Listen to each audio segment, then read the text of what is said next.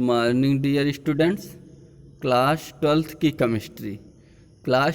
की केमिस्ट्री में पिछले टर्न पर हम लोगों ने नाइट्रोजन परिवार के तत्वों के विषय में पढ़ा कि इस वर्ग में 5 तत्व नाइट्रोजन, फास्फोरस, आर्सेनिक, एंटीमनी तथा बिस्मथ तत्व उपस्थित हैं। इनके सामान्य गुणों को पढ़ने के लिए इनका इलेक्ट्रॉनिक विन्यास, इस पर आधारित एक प्रश्न, इलेक्ट्रॉनिक विन्यास के आधार पर स्थिति की विवेचना कीजिए, इनकी उपलब्धता तथा ऑक्सीकरण संख्या के विषय में पढ़ा। आज हम लोग इनके भौतिक तथा रासायनिक गुणों के विषय में पढ़ेंगे। नाइट्रोजन परिवार के तत्वों के भौतिक तथा रासायनिक गुण।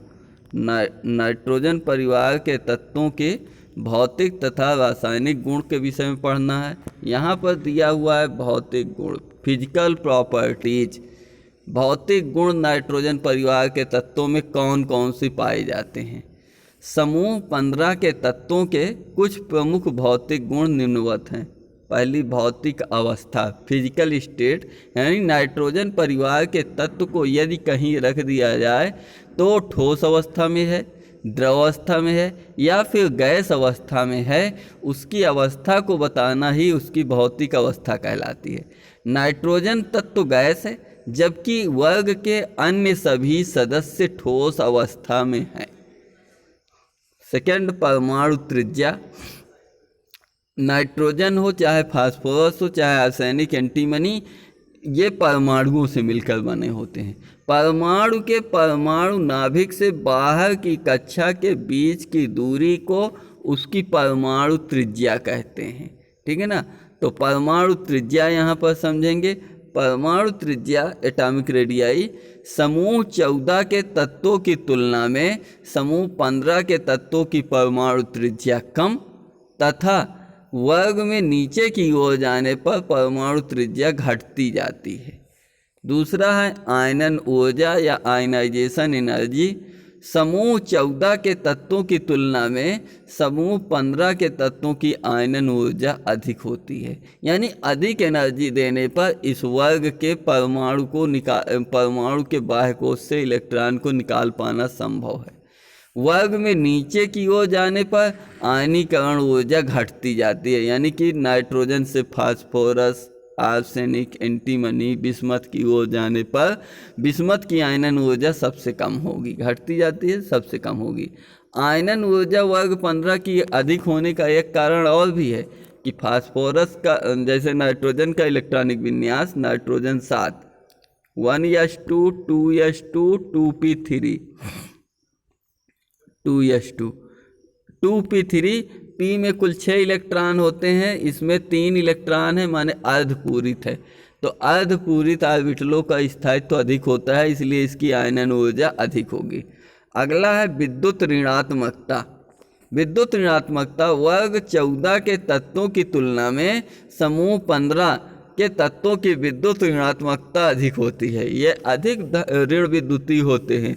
नाइट्रोजन से बिस्मथ की ओर बढ़ने पर, यानी वर्ग में नीचे की ओर जाने पर उनकी विद्युत ऋणात्मकता का मान घटता है। और लास्ट है धात्विक गुण।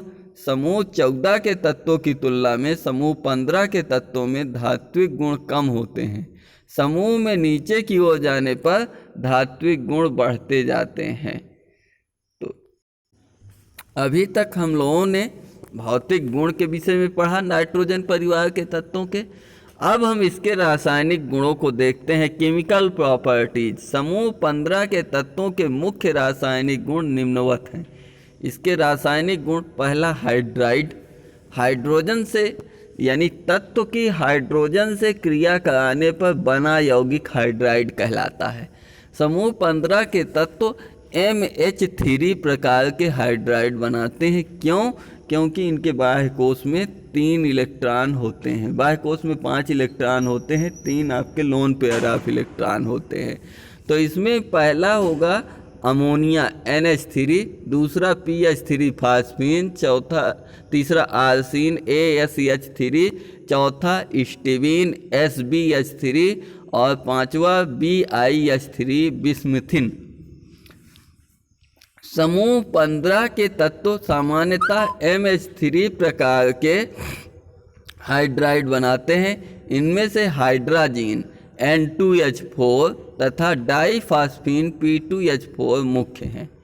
ऑक्साइड समूह 15 के तत्व ऑक्सीजन के साथ संयोग करके कई प्रकार के ऑक्साइड बनाते हैं। समूह 15 के तत्वों के मुख्य ऑक्साइड नाइट्रस ऑक्साइड, इन नामों को ध्यान रखिएगा। नाइट्रस ऑक्साइड का सूत्र N2O, nitric oxide NO, nitrogen dioxide die nitrogen try oxide N2O3, nitrogen dioxide NO2 या N2O4। इसका दो नाम इसलिए रखा गया है कि दो अणुसूत्र दिया गया है कि ये NO2 का है या N2O4 का है, इसी का दुगुना है ये। Nitrogen pentoxide die nitrogen pentoxide N2O5। Third है ऑक्सो अम्ल। बिस्मथ को छोड़कर समूह 15 के सभी तत्व ऑक्सो अम्ल बनाते हैं। नाइट्रोजन कई प्रकार के ऑक्सो अम्ल बनाते हैं। इनमें से हाइपोनाइट्रिक अम्ल H2N2O2, नाइट्रस अम्ल HNO2, नाइट्रिक अम्ल HNO3 पर HNO4 आदि प्रमुख हैं। फास्फोरस काफ़ी अधिक ऑक्सो अम्ल बनाते हैं। इनमें से प्रमुख ऑक्सो अम्ल जैसे हाइपोफास्फोरस अम्ल H3PO2, फास्फोरस अम्ल H3PO3, हाइपोफास्फोरिक अम्ल H2P2O6, आर्थोफास्फोरिक अम्ल H3PO4, मेटाफास्फोरिक अम्ल HPO3, डाईफास्फोरिक अम्ल पायरोफास्फोरिक अम्ल उसी को कहते हैं H4P2O7 इत्यादि। ये रहे इस नाइट्रोजन परिवार के तत्वों के रासायनिक गुण। अब नाइट्रोजन के असामान्य गुण। नाइट्रोजन परिवार में माना 5 तत्व कुल हैं: नाइट्रोजन, फास्फोरस, आर्सेनिक, एंटीमनी और बिस्मथ। ये नाइट्रोजन तत्व जो है अन्य तत्वों से भिन्न व्यवहार क्यों प्रदर्शित करता है? समूह 15 का प्रथम सदस्य नाइट्रोजन है। यह अपने समूह के अन्य सदस्यों से गुणों में भिन्नता प्रदर्शित करता है। इसका गुण भिन्न है। इसके प्रमुख कारण इसका आकार बहुत छोटा है। परमाणु क्रमांक 7 है।